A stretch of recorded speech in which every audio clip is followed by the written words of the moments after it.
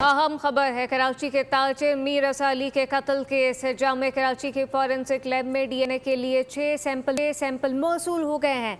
Dead body के 4 sample और वालिदैन के 2 रेफरेंस सैंपल शामिल हैं। ज़राए के मुताबिक कराची के ताजिर मीर रज़ा अली के कत्ल केस का ये मामला जामे कराची की फॉरेंसिक लैब में डीएनए के लिए 6 सैंपल मौसूल हो गए। तफसीलात मरियम हसन से जानते हैं। जी मरियम।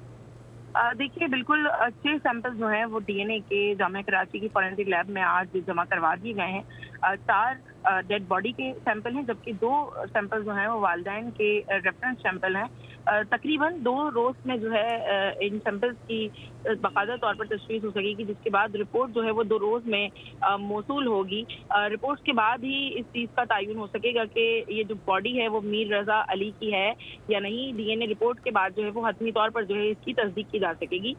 महकमा सेहत सिंध के ज़राए के मुताबिक भी यही बताया गया है कि सैंपल जो है वो जमा करवा दिए गए हैं। याद रहे कि जो दोबारा कब्र कुशाई जो मीर रज़ा की गई थी वो हफ्ते के रोज की गई थी और 2 रोज गुजरने के बावजूद सैंपल जो है वो जमा नहीं करवाए गए थे। आज मंगल के रोज सैंपल जो है जामिया कराची की फॉरेंसिक लैब में जो है वो जमा करवाए गए हैं और जिनका रिजल्ट जो है तकरीबन 2 रोज में एक्सपेक्टेड है।